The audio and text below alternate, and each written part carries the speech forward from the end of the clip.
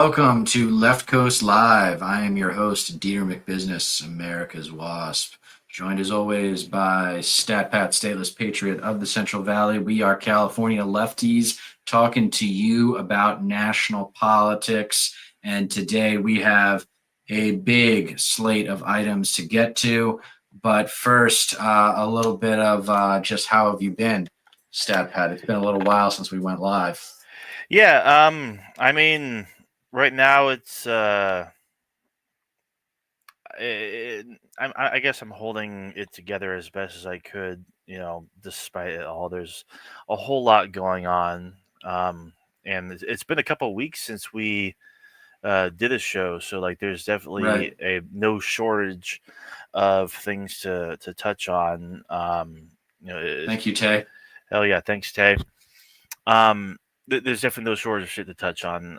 Even though I believe it is the House that's in recess right now. The Senate's doing stuff, and you got state houses, state jurisdictions doing, you know, legislation and whatnot. So there's a whole lot. There's definitely a bunch going on. It's a little overwhelming, but I try to not overexpose myself. I try to like take it piece by piece because it's the only way I'm able to stay Well, sane. the polls all confirm what progressives have been saying for a really long time. If you look at whether they be issue specific polls or general polls, first of all, his approval polls are in like the 30s, like 36, I think I saw recently. Yeah, And his approval polls, then the Democratic Party approval polls, the Israel government approval polls, hmm like they're all in the shitter. yeah, Um, What's up with all these websites going so surveillance state at the same time? Soon we're gonna have to use our ID to use that damn internet. yeah, Spotify, GTA 6. Yeah. I yeah, mean, Tay, that's where we're headed, man. Is the surveillance state. It's ironic that Reagan Republicans talk about minimizing government, and yet here it comes for you. Here it comes, dude. The police state is on its way. yeah, It's here. What am I yeah, talking about? It's here.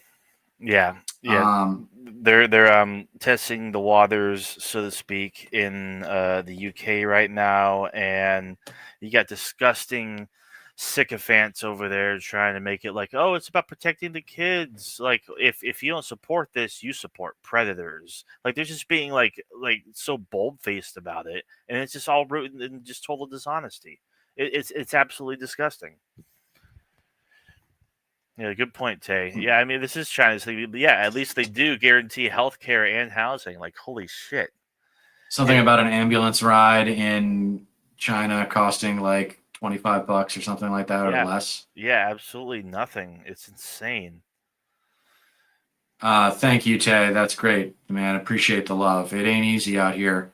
Uh-huh. Um, Everyone, check out Tay's channel if you haven't already and subscribe. I don't know what he's into, but I'm sure it's fantastic. Um, so yeah, his unfavorable right now is 55% favorable, 40% not sure, 4%.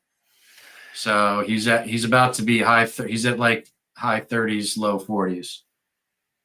Yeah, I still don't get it. I mean, and But there's a he's not the these a lot these there's like 12 polls here that I'm looking at, and he's actually ranging from 40 to 47% approval. yeah And his disapproval is ranging from 52 to 56%. right, and he's hovered around there for quite a while, and it's really hard to get a read on it, but I mean, there is a significant portion of the MAGA base that is definitely not happy with him and how Yeah, but it's not just much though. The last time I it's not saw enough to it, he had a matter. 90.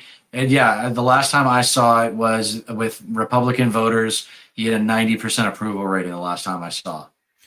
Yeah, yeah, That's crazy. yeah, absolutely. That's fucking That's cultish. yeah, without a doubt. It's insane. I mean, a lot of his base has to like reconcile with the fact that he supports someone who literally professionally protects pedophiles. You know, Yeah. there's rumors that Ghislaine Maxwell's going to get a pardon from Pardon. Trump Yeah. if she plays ball. She's been I'm moved. sure she will. Right. I'm sure she will. Just expect it. Yeah. I'm telling you, the time to be a pessimist has never been more appropriate. Right. It is time to expect chaos, expect the right to win, because they have. They're winning. Right. And the Democrats lost. And we got to deal with the consequences. And it's going to be a long road home, dude. I mean, I'm in my early 40s. It's going to be, when I'm in my 60s, if I see the America that I was kind of promised when I was in my early teens and 20s that it would become by now, Yeah. Healthcare, housing, education, employment. It's just, it's so sad that we're so far away from that. We've been going the opposite direction. Right. So, yeah. And go ahead. I think I'm hoping that enough of the MAGA base doesn't take the bait and paint Maxwell as this victim when she's literally just Jeffrey Epstein, but with a uterus, an absolute monster. And there's headlines here and there about the FBI meeting with her and like these private meetings, so to speak, and they're actively going through the files and the client list and whatnot and redacting And the redacting. yeah, they're just basically like scrubbing him from it, so that way they have expect it. Of course they are. Yeah. Of course this is what they're doing. Yeah, it's disgusting. Of course this is what they're doing. I mean, this is no shame. Expect them to break all the rules, have no respect for norms, right, and no accountability, just worry about themselves. This is the most corrupt administration in U.S. history, without a doubt. Without a doubt. I mean, hands down. Yeah, this is way more corrupt than Nixon ever was. Yeah, it doesn't come close. It's disgusting how shameless they are because they're all hypocrites. They say one thing and then they turn their back on their stances, their positions, which flip flop like a bouncing quarter. Right. And it's only to protect Trump. If the orders come from above and they're spouting shit that dear leader doesn't like, their careers in jeopardy, and or they might face his wrath. So it's just a dictatorship and it's a cult, and I don't know what else to say about it other than that, because I've talked with a bunch of people now who think that the Epstein files are some sort of trump card for Trump, and I'm like, no, he's going to find a way. He's definitely not going to release them if he's in them, as they are, at least. Right. And he's going to, and yeah, they're doing this redacting thing now. So, I mean, like, even if they come out, it's going to be like, oh, well, see, he's not in them. Like, dude, he's behind the redactions. Yeah, man. He's behind the cover up. Like you can see, like with every single post of his on Instagram, with all the top comments with thousands of likes. Epstein files, release the files. Where's the Epstein files? It's like, people are definitely not letting this go for sure. Good. And like he's even being ratioed on Truth Social, his own Twitter. Like they're not just gonna let this slide. So it definitely has Truth Social. Yeah, right. This definitely does have like enough momentum to basically drag him down. Like he's got an anchor attached to his foot, basically. He's got to reconcile with it, and they're trying anything and everything they can. They're going to try to paint Maxwell as a victim. They're going to give her a sweetheart deal, like his AG Acosta did to Epstein way back in the day. And I guess the deal with that was they tried like Acosta made it so any accomplices with Epstein couldn't face the same charges, and now that's trying to be like deciphered in court. Like, oh, was Maxwell actually an accomplice or not? And so it's just fucking disgusting. They're trying to wiggle their way out of accountability every which way they can. Yeah, it'll be interesting. I mean, it's definitely not going to go away. People are going to be asking about it, and I think the redacted files will probably come out within the next few months. Yeah. But yeah, I imagine she will get a pardon. If it's in Trump's best interest, then she'll get a pardon. It's like, he hangs them out like tic tacs. We got Exactly. criminals on the street because Trump pardoned all those January 6th rioters. Yeah, and they went out and they reoffended. You know, a lot of them did. Yeah. Yeah, they had criminal records, and they went out and like they committed more crimes. Some of them were actual fucking predators. It's just crazy how a lot of these clowns are all about like protect the children and shit. When a lot of the people they support don't seem to give a shit about that. You know, it's crazy. Like the pedocon theory is true. Like everybody who seems to get arrested for these unlawful lewd acts with a child or what have you, similar charges, happen to be conservative or actual Republicans, like actual figures. Right.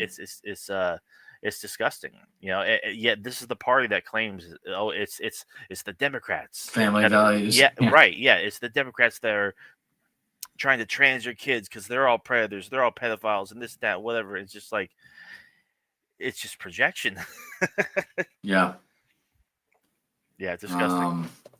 I was gonna say we should react to the most recent episode of Bill Maher, but I think we run into copyright issues. More than likely we would, yeah. Yeah.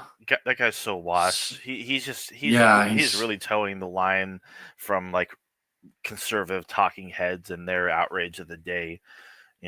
It's pretty shameless. Well, he was struggling specifically with Zoran's win this week. Really?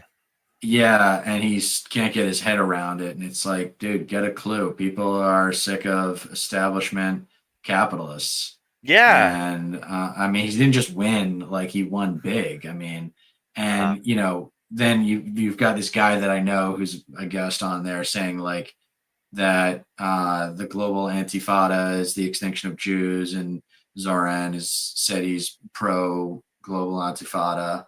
And I don't even know if any of that's true. I don't even know if any of that's true. I don't think either of those things are true. No, it's not. It's just smears, like, because they have nothing against him. It's been ongoing now. They're literally trying to trot out everything and anything that they can to see what sticks. It's just like and people just mock it and just drag it through the mud on Twitter, like just making fun of these sad piss poor attempts, like, oh yeah, we sure got him now, and it's just something like mundane, unimportant thing. It's like exaggerated and exacerbated to like make it seem nefarious. And it's just like it's so transparent, but like, yeah,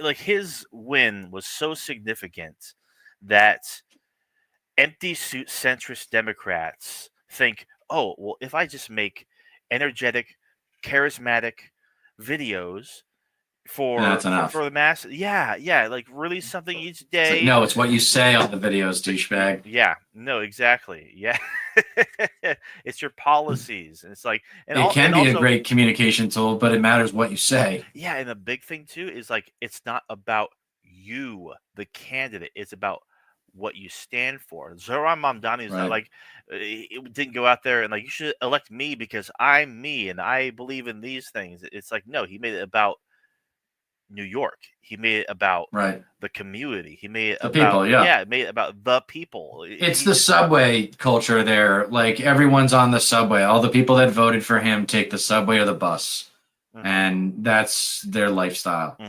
That's the way to look at it. Like, every day their life revolves around the bus or subway. They're taking one of those two things, if not both. Every day. Those are Zoran's people. Is how to look at it.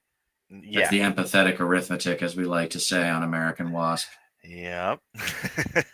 Yeah, and there are a few other people there running like similar campaigns. There's someone running for Seattle mayor. Cat.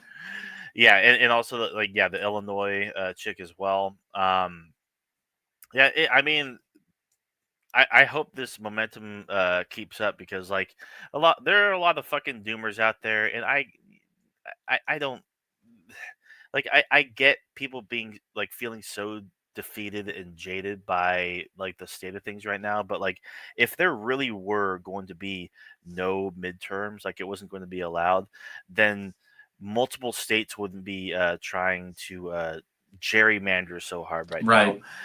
Yeah. Megan, yes, they did do ranked choice there in New York, and I think the one guy that he campaigned with, like they co-endorsed each other, is going to be running for something else, like some sort of other Cool. position, something like that. But yeah, Yeah, it's a re- good way to get your name out there. oh, If you know, if big you're, time, especially since yeah. he was a big help for Mom Donnie's win, that's for sure. What round did he win? And he won in round one. He won the primary in the first round. Sort of got her eyes in that Molly photo are edited for who? What Molly photo? Anyway, yeah, no, he is now going against millions upon millions of dollars that are being just thrust towards Eric Adams and Cuomo as well. And like Cuomo's trying to do the hip cool thing as well, but it's like you even said like yourself, if you lose the election, you're moving to Florida. So it goes to show just how much you give a fuck about New York City because like you're not about it. Like, Right. like people are not stupid. They can detect authenticity. They can Mhm. they can smell your bullshit. Yeah. You know, like Yeah. this constant uh, need almost by elected representatives or even people in the media to talk down to people or dismiss them as, oh well, you just don't understand, like you don't know what you're talking Right. about. It's like people are not as fucking stupid as you think, you know, Especially on especially, Israel, Gaza. yeah, not to mention, yeah, no, exactly, and that's That's kind of a becoming the perfect issue too. make or break That's issue. becoming kind of like the perfect issue to, or the purity test issue, if you want to call it that, where Yeah, it's just like, are you on? It's genocide. Like, yeah, do you acknowledge that it's fucking genocide or yeah, not? It's yeah. not complicated. And ex-CIA member Alyssa Slotkin, who is a junior senator, I believe, had the balls to go on breaking points with Crystal and Sagar, Right. and it was great. Like they like she showed her ass. Like she pulled out the talking points. She didn't have any Right. actual principal positions. She was clearly towing the line for the party, towing the line for the narrative when it comes to uh, geopolitics in general, but especially when it came to Israel. And like, and it was so funny when Crystal straight up asked her, like, "I'm surprised, like you didn't." Like you even asked to come on here at all, and it's like, yeah, their whole shtick is like, oh yeah, it's a centrist program because you got a progressive and you got a conservative,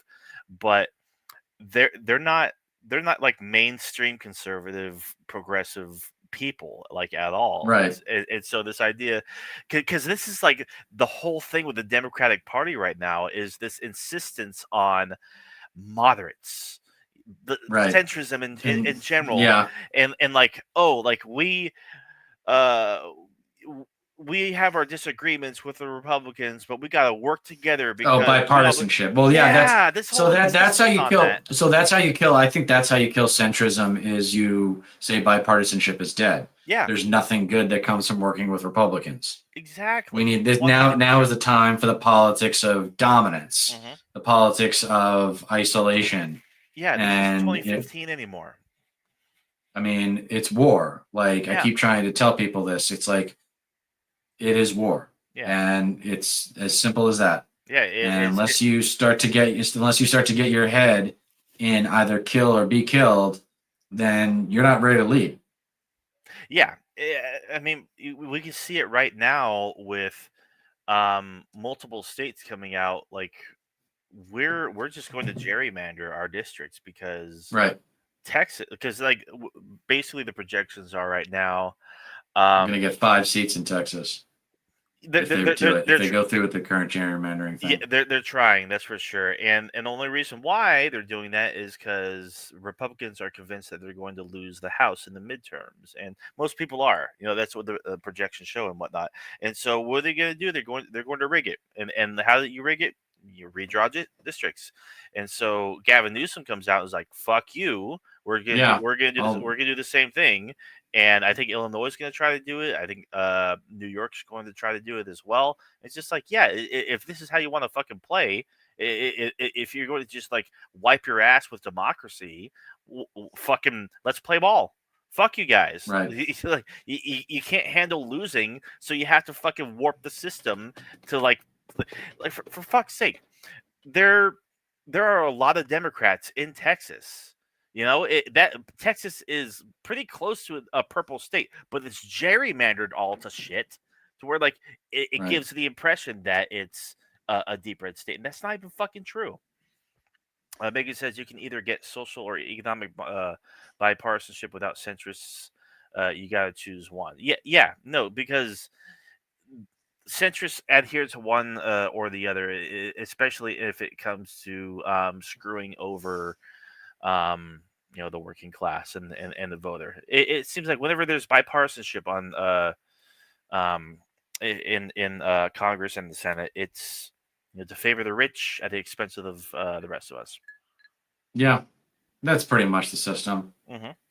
It's a tale as old as time. That's the thing that a lot of Americans need to get over is this is not special. Like that's the worst part is that there's so many historical examples that we should have been out on the lookout for this kind of thing. Yeah.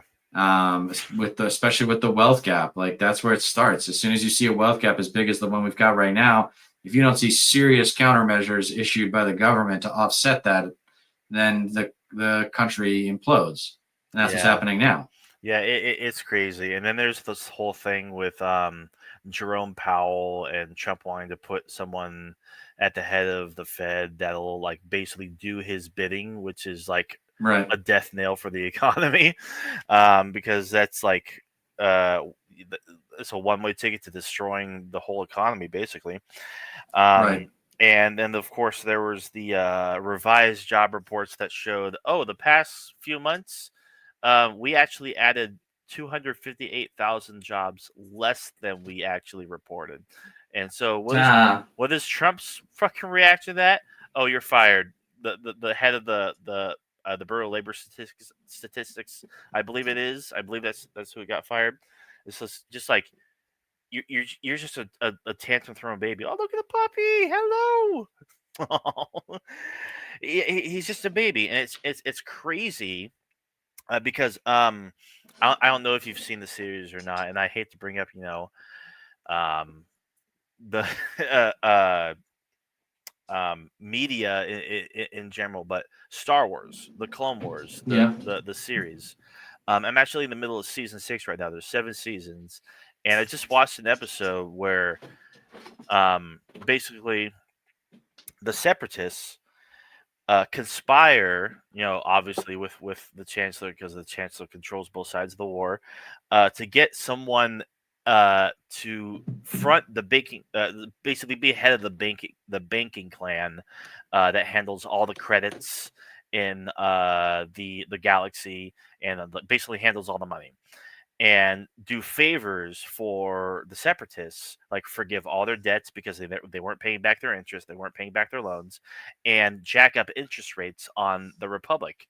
And then there's a huge outrage because like it was basically like a bait and switch, and that's just one example, but it's crazy how in this show in particular how many parallels there are to the modern political world. And this particular season 6 happens to be very, very bold face about it. It's very well done. Like the parallels are insane. Yeah, cool. Yeah, well, politics is Star Wars, policy is Star Trek, and political marketing is Jurassic Park. Yep. or it's Inception. Right. Yeah. No, yeah, But right. I think it's I think it's mostly Jurassic Park because you got to kill those dinosaurs of Clinton and Reagan. Clinton doesn't get enough shit, man. It's weird. It's really annoying to see him idolized to the extent that he is on networks like MSNBC.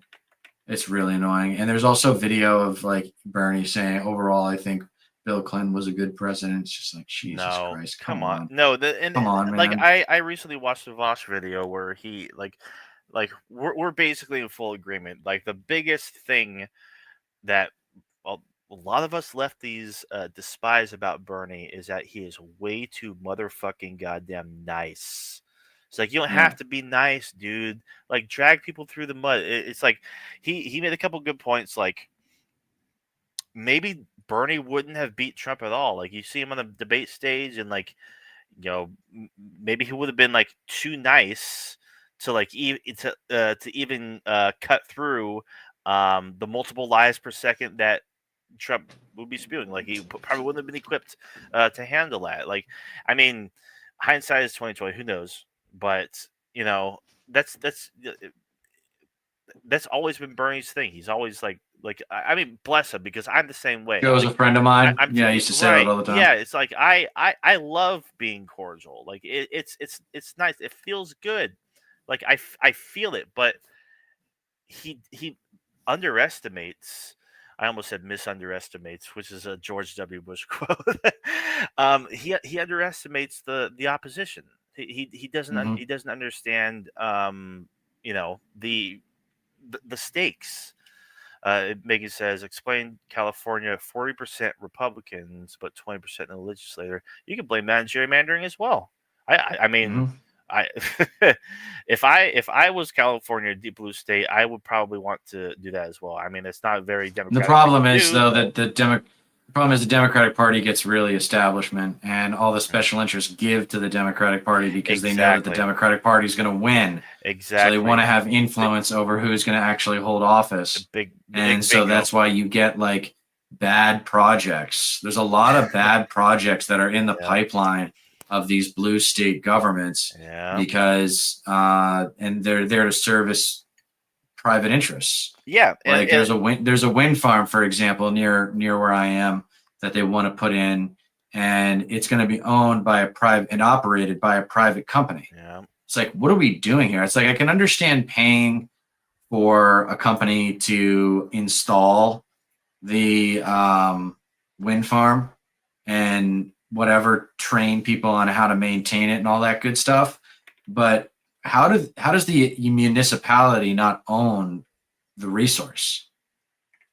yeah. Like No, that's the exactly. most ridiculous part is that the municipality should own the resource. Yeah, I wouldn't be surprised at all if there was definitely money laundering involved in these multi-billion-dollar projects. Like it was just announced that um, we are making more. We're taking the next steps and putting funding towards high-speed rail, and this is just Right. this has been a fucking issue. This has been a Yeah, in project. California for a while. Yeah, it's been going on for years and years and years, and there's like not a single mile of track even fucking built yet. It's like, what the fuck are we doing here? Like, like it's going to be a useful thing once it's all said and done, but it's like it shouldn't take this long. It takes China like a year to build, it takes them no time at all to build what needs to be built. It's crazy. Yeah, because they have a consolidated organizational structure where a small Exactly. group of people are making all the big decisions, and they're planning ahead. I mean, that's the thing is that why they have those cities that they built, because they knew that the population was going to grow, and they didn't want Shanghai and Beijing to just be giants, you know. Yes. And so they expanded in other cities. Exactly. They have like multiple mega cities. It's crazy. Yeah, China's crazy. yeah. Maggie says, "Bro, fast track, biggest fucking scam, even more than high speed rail." Are you talking about the carpool lanes out in the Bay Area? Like There's a the fast track in LA. yeah, it's up and down California, especially the big cities. I have an account because I go through the Bay Area all the fucking time. I can just drive through the toll booths. They scan my thing. I get billed on my credit card. It's hella convenient. But like a scam? Is it don't get me wrong. expanding highway, like adding a lane to highways, it doesn't actually solve traffic, No. especially if it's not a fast track lane.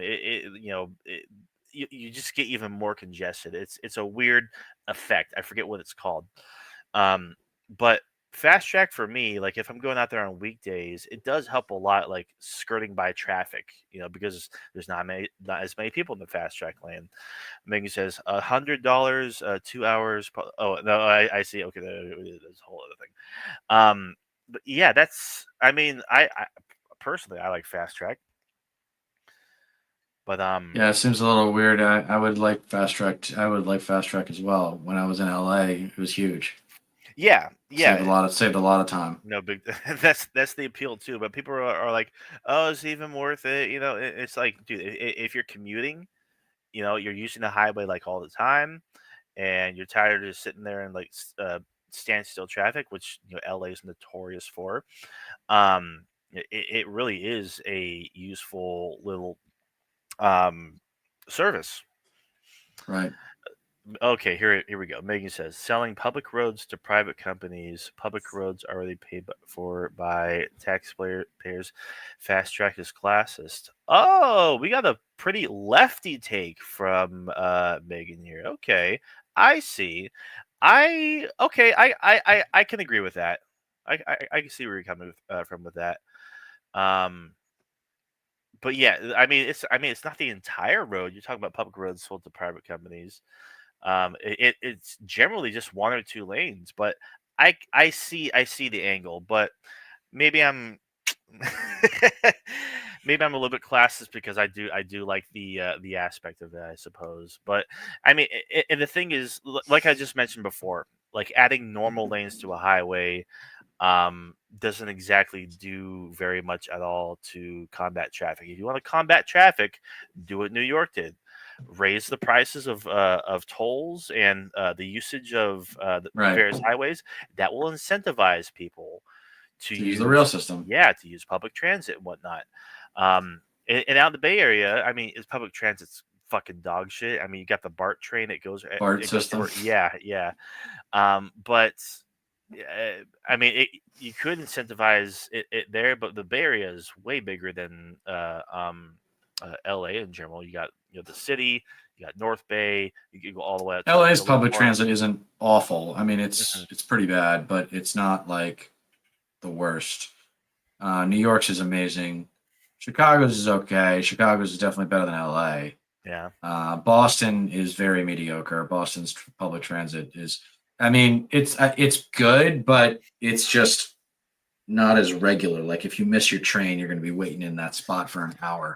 Yeah, it's it's basically that way in Sacramento because I work up there a lot, and they actually have like a semi decent rail system. Like they got like trolley rails that go from both ends of the city, like north, south, east, west, routinely. That's sweet. I have a cool Zoran video here that I think might Oh yeah, be fun. We've reacted to Mike Figueredo's stuff in the past, and he does really good compilations. So it's really just an easy way for us to kind the of, great freeze frame on Elizabeth Warren borrow here. from his work. Yeah. Zoran Mamdani is New York's best choice for mayor. Glad you agree, Snake. Are you going to support him? I have learned a long time ago. Let New York politics be New York politics. We got enough challenges in Jersey. I got a governor's race. I'm supporting Mikey Sherrill. I got legislative races. That's where my energy is going to go going into November. New York City, I love you. You're my neighbor. You're about 10 miles from where I live. You guys figure out your elections. I'm going to focus on mine. Oh my god! Lame. Oh my god! Lame. Yeah, no, he's. You just heard from two Senate Democrats who likely plan to run for president in 2028. And even though that election is years away and we still don't know if we'll have free and fair elections by then, we're already kind of starting to see this shadow primary take place.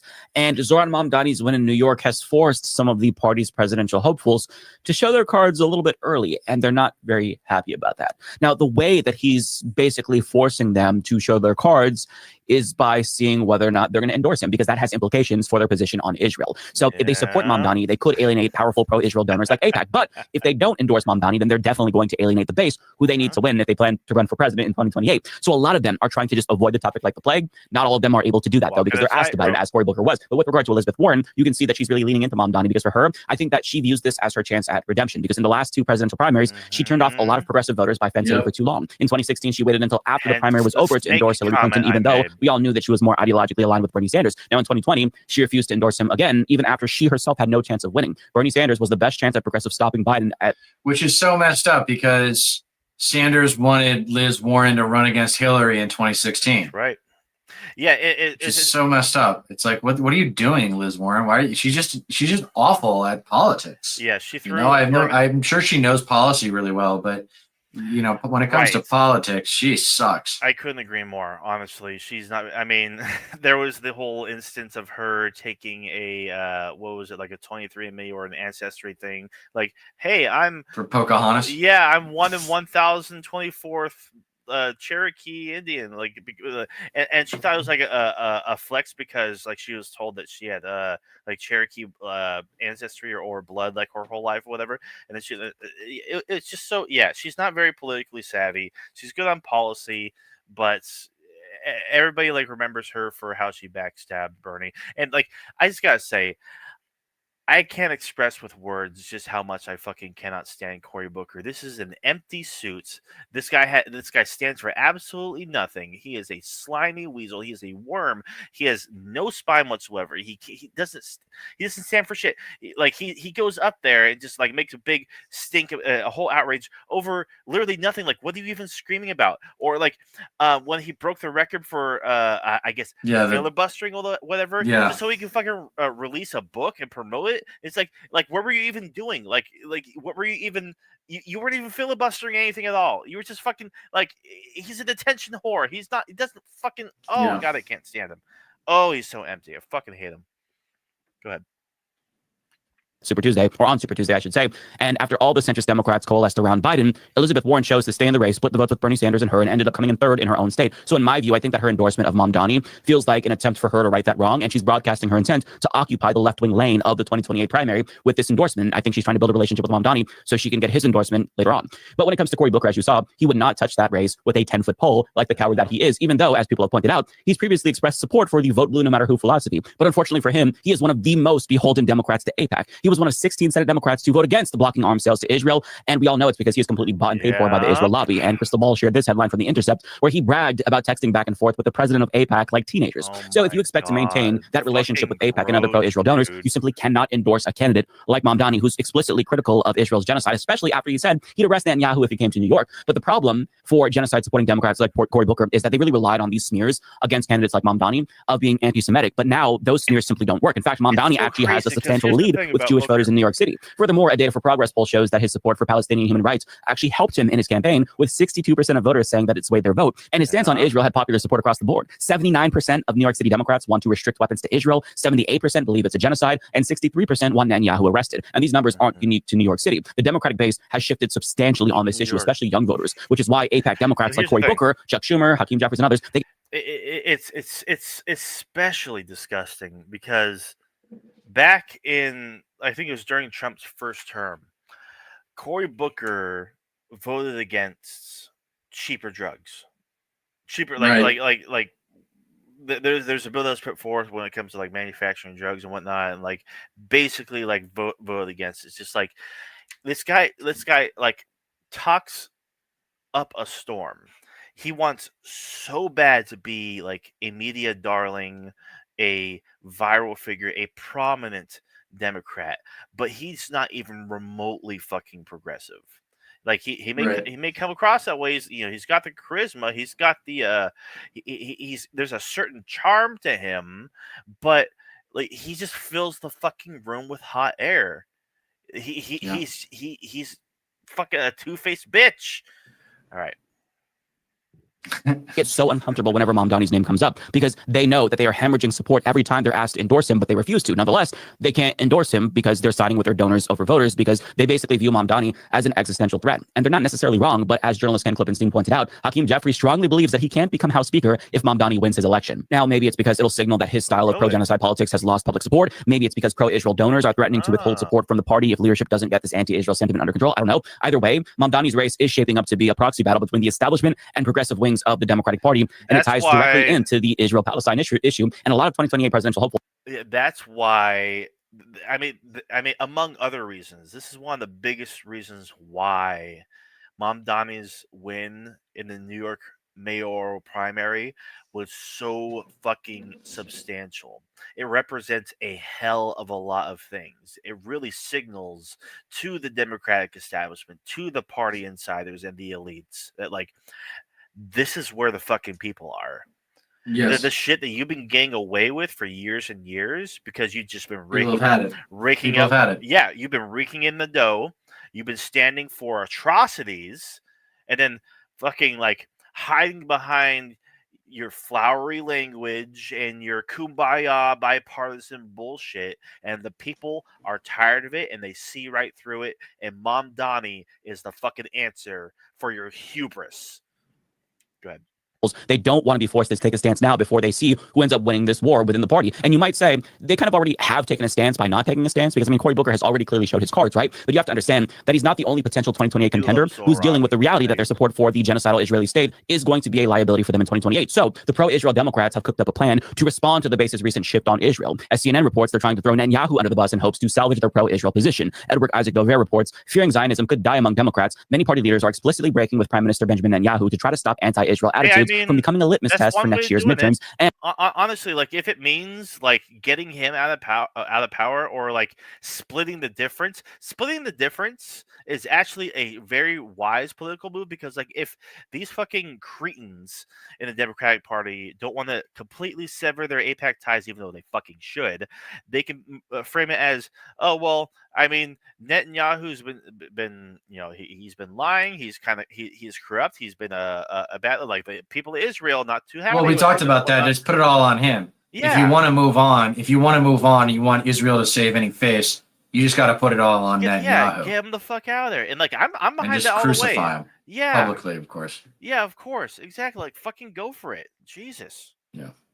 and the 2028 presidential primaries. But privately, several tell CNN they worry it may be too late. Nonetheless, that hasn't stopped them from doing damage control. In a write-up in the New York Times about the Democratic Party's strained relationship with Netanyahu, they quote one of the most bloodthirsty genocide supporters in Congress, Richie Torres, who says that he doesn't think that the relationship between the Democratic Party and Israel is irreparably harmed, but he does believe that the relationship between the Democratic Party and Netanyahu is. So this is how they're navigating this, because they feel like Israel is turning into a partisan issue, and they don't want to be perceived to be siding with Republicans on what is now a partisan issue. So if they can pawn the genocide off on Netanyahu, they hope that that's going to preserve support for the state of Israel after he's out of the picture. But Right. even they know that the writing might already be on the wall, because more people increasingly understand. Huh? Oh yeah, no. Basically, what that it's not said, yeah.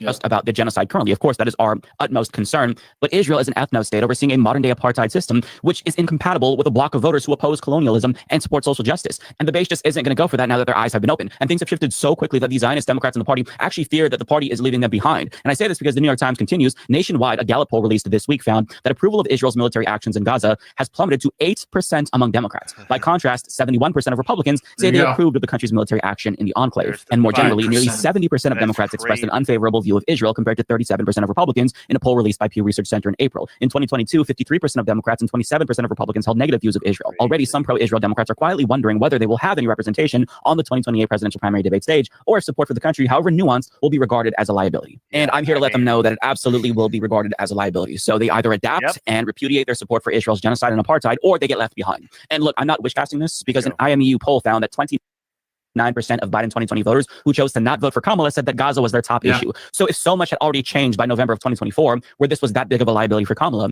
by 2028, I can only imagine how toxic Israel is going to be for Democratic Party leaders. And best believe, everything. She signaled, well, I'm not going to run for California governor. So that opens up the door for Miss... Going to run for White House. He's going to run for president again. Yeah, she's going to run for president again. But Newsom's going to be the front runner. Yeah. It'll hopefully come down to Newsom or Wes Moore. Yeah. Newsom I got issues with, but I like the way he's at least publicly carrying himself right now. Yeah, but man, he is a shadow of his former self. He was like Medicare for all. He used to be San Francisco progressive, man, and he has come a long way. Yeah, really I have friends in San Francisco who have met him, before he even became governor. It's especially disgusting. Like hopefully Tim Walz just wipes the floor with everybody, and if he does decide to run, he won't. If he happens, he won't. He's not a competitor like that. I mean, Tim Walz is not the guy. Tim Walz is not the guy. I like him, but he's got the right positions and the right attitude. But no, we need to kill her. Yeah, we need to fucking kill her. Yeah, the genocide supporting Democrats like Cory Booker and Alyssa Slotkin. Just to put a pin on the governor thing. Yeah, because Kamala's not running for California governor, and Newsom his term is Padilla is right. Yeah, but like he's not the person to look out for. The person to look out for who might actually have like the biggest shot of actually winning the gubernatorial race is Katie Porter.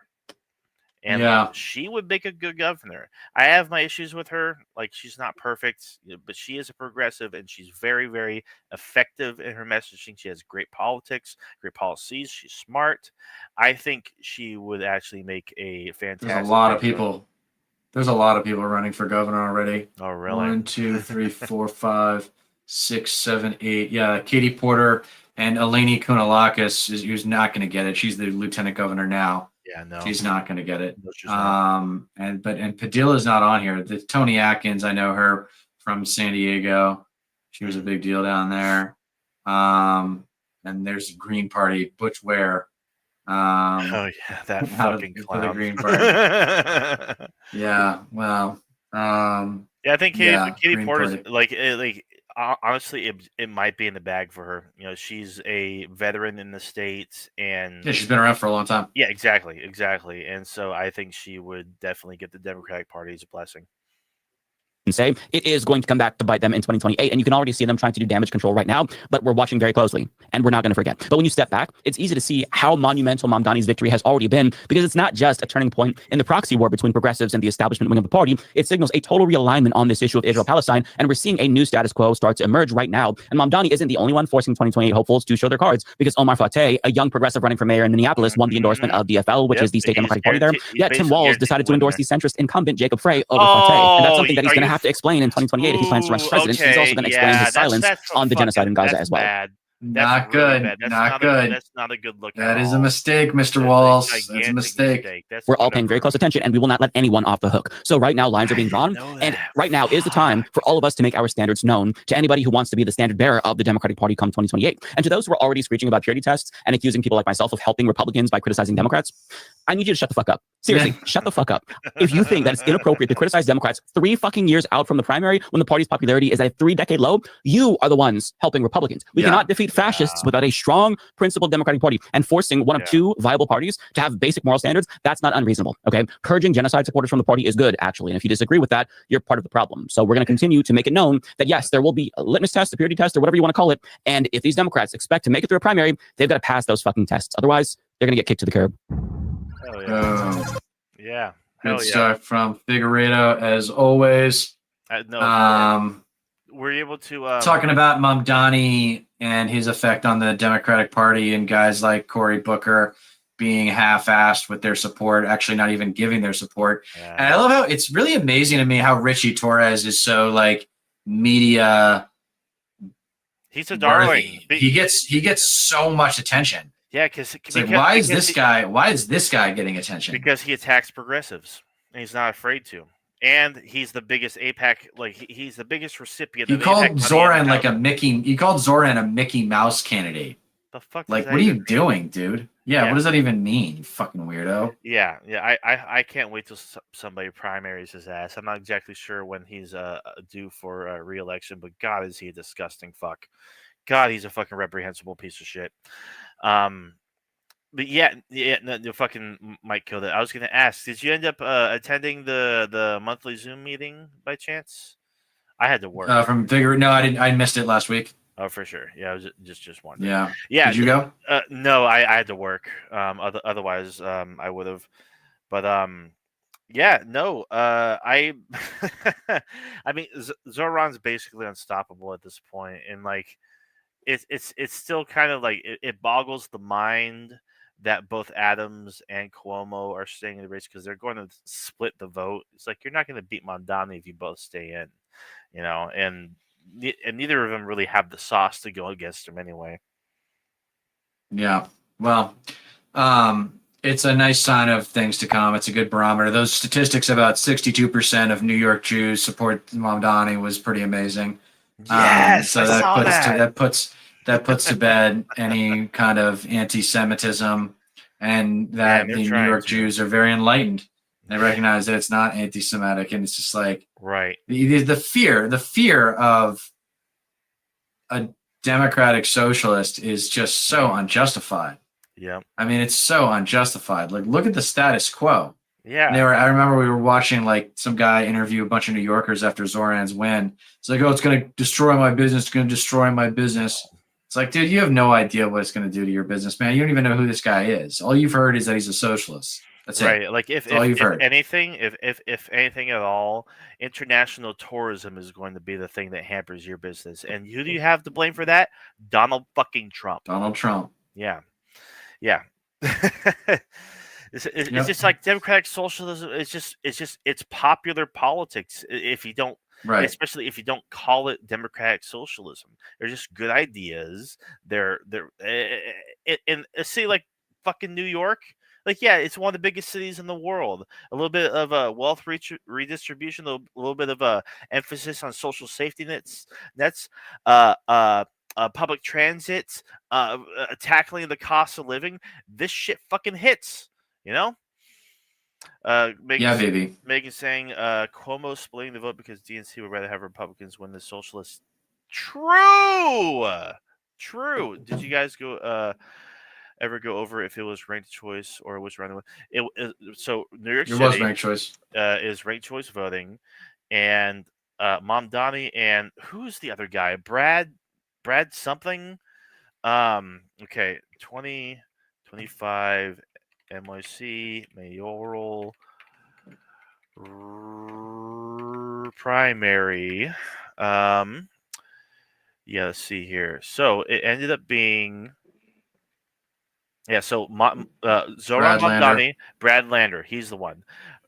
Mamdani got the most votes in the first round. So he won the first round. It wasn't projected that he would even win the first round, but he won the first round of the primary, so he's going on. He doesn't. There's no runoff in the primary or anything like that. Him and Brad Lander cross endorsed each other, and that basically that basically guaranteed that like Mamdani was going to win. So like Brad Lander was a big help.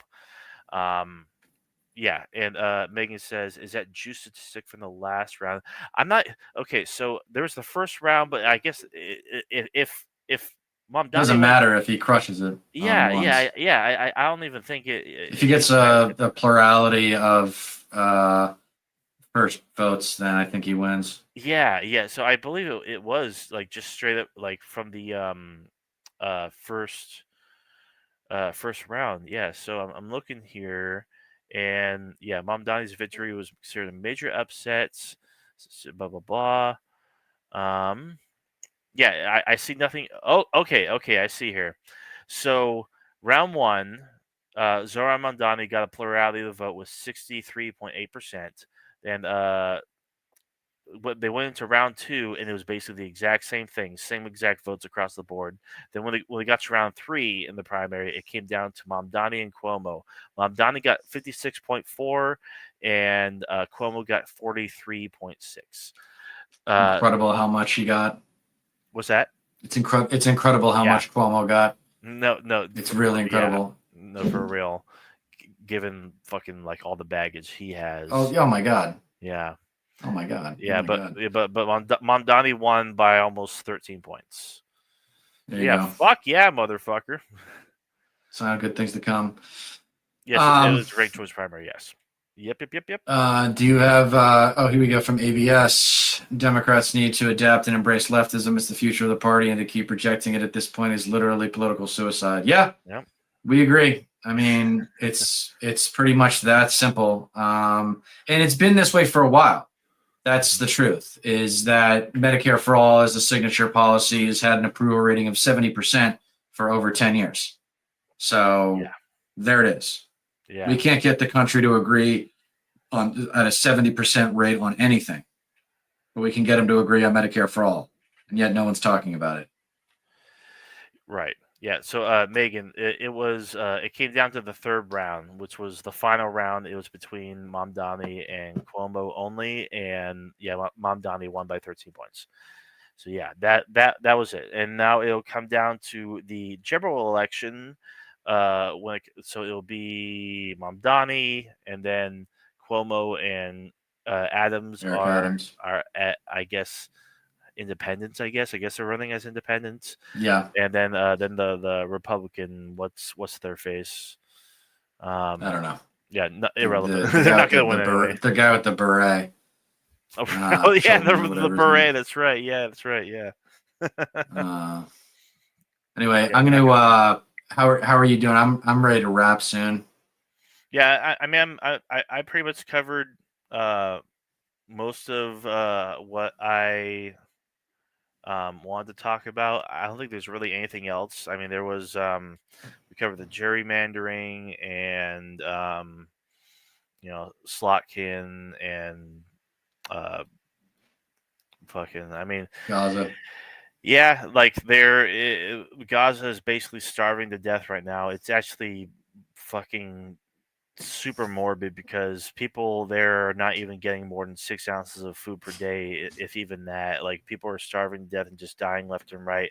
It's just like food's not enough, nutrition, water, and whatnot. It's not enough. Like, they need like certain chemicals, certain compounds in their body to basically keep their bodies from consuming their organs from the inside out, because once you begin to starve and your body contracts, your body basically eats itself from the inside out. It's a painful, horrendous fucking way to die, and Israel's behind all of it 100%, as well as the U.S. for not fucking twisting their arm and being like, hey, you need to fucking let aid in. And it's like they're not doing a single goddamn thing about it. It's absolutely fucking disgusting what's going on there right now.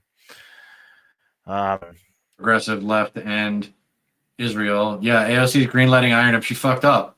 Yeah. It's going to be a problem for her. Yeah. And there's actually a resolution going to the DSA convention this week. There's actually a resolution to censure her at the DSA convention this week. Really? Yeah, but it shouldn't pass. Free Palestine. Yay. Absolutely. Yeah, man. So I'll have a lot to report when we do this again next week. I'll be back. Probably we'll either do Tuesday or Wednesday of next week. Okay. And then and we'll do a debrief over my time at the DSA convention. That's right. That's an organization that's really important right now, and I want it to be the spearhead for the anti-MAGA movement. And I don't know if the organization as a whole is embracing that position in American politics. I'll have much more to say about it a week from now. But for now, I just want to remind everybody to go ahead over to Stateless Patriot and subscribe to him if you're not already subscribed to him. Yeah. If you like what you've heard from me, please like, share, and subscribe, as I could use the new subs. And we are coming at you from the left coast and reminding you that you don't get change in America by asking nicely, round us out, Stat Pat. I might go for a little bit longer, but thanks again always to the American Wasp crowd for tuning in, and we'll see you next week.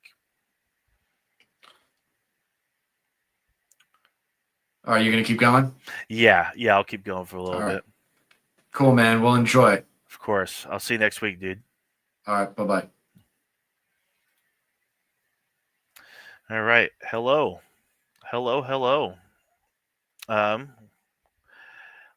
let's keep it going a little bit. Just a few things to touch on. The horrendous dystopian censorship that's basically plaguing the entire world at once, at least the entire Western world all at once. Horrifying shit. Let's see here. Where do I even start? Oh yeah, so a lot is happening very fast. VPNs are about to skyrocket in popularity, especially in countries like the UK, which are requiring usage of multiple different platforms, particularly YouTube, to have you upload your ID to prove that you're not a child, because I guess that's, you know, something about protecting the children, even though there's YouTube kids. It's entirely disgusting. It's just another way. It's just a further advancement of the surveillance state, and the UK is not very not very it's not a very freedom loving country, to put it simply. They don't have free speech laws, and privacy might as well be thrown out the window. But yeah, it's disgusting. 'Cause as an American, if any social media site or app required me to upload my ID or my biometric data, like my face, for verification, like, I simply have no use for them anymore. But that's like, it's just getting worse. It's crazy because it's all like it's happening in multiple different areas, like at the same exact time. Like uh it's just mass censorship right now. Let's see here. Fucking Asmongold with this fucking brain dead take here. Let me share the screen here. Yeah, internet real ID is inevitable, especially for social media. Denying this might feel good. God, he's so stupid, but it is a lie, and you know it. What isn't inevitable is private companies having access to our public records. So he's just giving up already. The best solution is a government authentication token that only verifies info. It's just like, bro. So we're just like pro surveillance state, pro 1984, pro government infiltration to each and every aspect of our personal lives and our private lives and shit. Yeah, Marvel Rivals announcing they will record all in-game voice chat in an effort to catch more toxic behavior. And it's just like, yeah, it's all in the guise of protecting the children, which is like it's always the go-to excuse by governments in order to strip away more and more rights, more and more freedoms. He is the worst, Ms. Killer K. Couldn't agree more. Asmongold's a dumb fuck. Let's see here. Interesting from Cenk Uyghur. Did you know Ghislaine Maxwell's dad was the Israeli spy who sold bug software to the United States that allowed Israel to steal our nuclear secrets? He also bought publishing houses that provided textbooks for our schools, so we grew up brainwashed by Israeli propaganda. Israel doesn't view us as a special ally, they view us as suckers. I've believed that for fucking years now at this point. It's crazy. We are total suckers. Yeah, more about this dystopian censorship that's plaguing the Western world right now. Remember how they said they were just banning porn? Wikipedia's been restricted. YouTube's been restricted. Spotify even requires you to prove that you're not a child for whatever fucking reason now. Police monitoring task force created to spy and arrest adults for things they say online, which has actually literally been fucking happening in Europe. Literally. Scary shit. Oh, and also this splendid fact: bots now account for over half of global internet traffic, according to Fortune. U.S. Army pulls contracts into up to $10 billion of a Palantir deal, which is all fucking wonderful news. It's wild about textbooks. Yep. They have so much stake in this country. It's not even funny. Of course, El Salvador abolishing presidential term limits, allowing indefinite re-election. Terms are extended from 5 to 6 years, and runoff elections are eliminated. Just a fucking dictatorship. No big deal. Ghislaine Maxwell moving from Florida prison to lower security facility. I live for these fell for it again on word memes because it's like they're just so consistent at this point.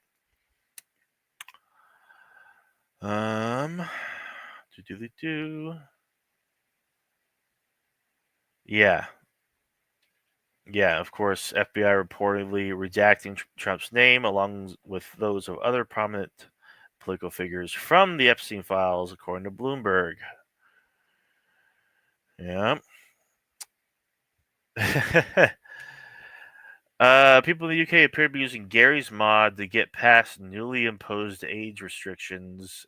Earlier this week, users also had success using Norman Reedus' face from Death Stranding.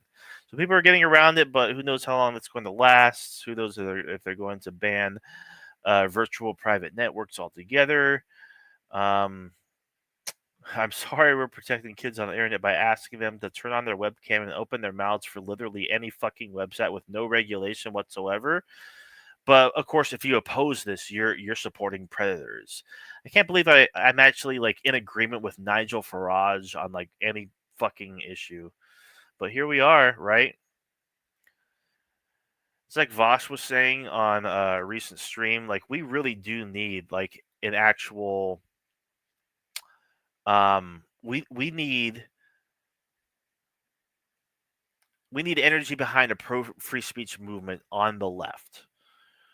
Like, because the right has hijacked the movement and the rhetoric and the narrative surrounding free speech. We should be free to say vile things that fucking like any sensible person would be like, that's horrible. I would just say that. But like they've hijacked the conversation to where like now that like they're all in power and this shit is just like happening, like you don't hear any fucking goddamn conservatives talking about this shit. And big tech wants to do that here stateside as well.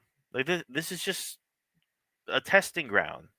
But it doesn't even go far enough, according to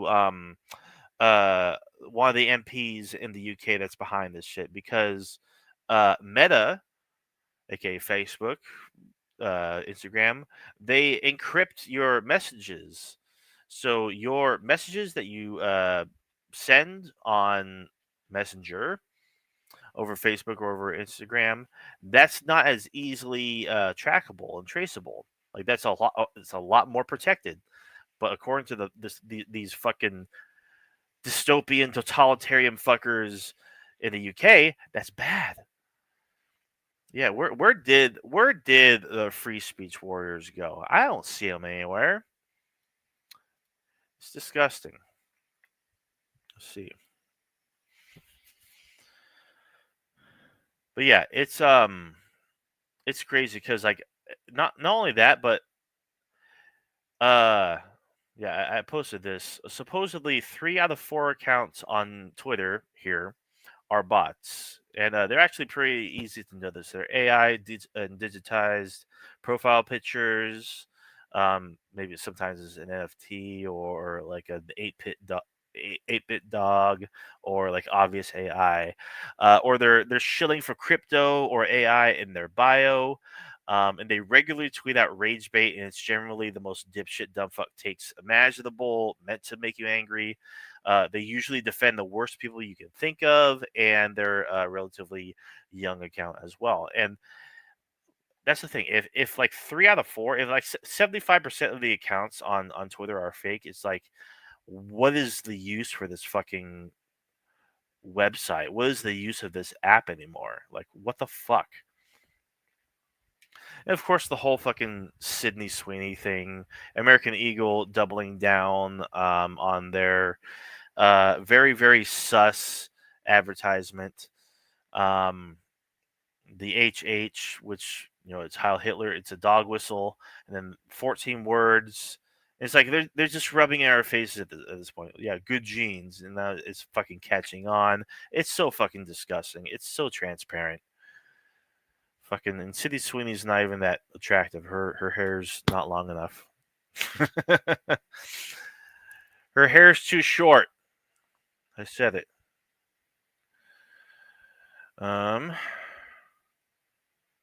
And what else is going on here? That's pretty much it when it comes to like the dystopian censorship shit. Yeah, scary times, scary future, and I don't like it. Can we go back to the old internet where not everything was, an advertisement or cookies, so that way you're spied on more so you can be sold to more, or back to a point where you're not engaging with bots so fucking often on every goddamn website. It's gross. It's disgusting. I'm so tired of it. Let's go back to like 2007. Let's go back to MySpace. All right. Well, that's about it for me. I guess we will be back next week after Dieter gets back from the DSA convention, and hopefully it turns out well. It's definitely a big deal.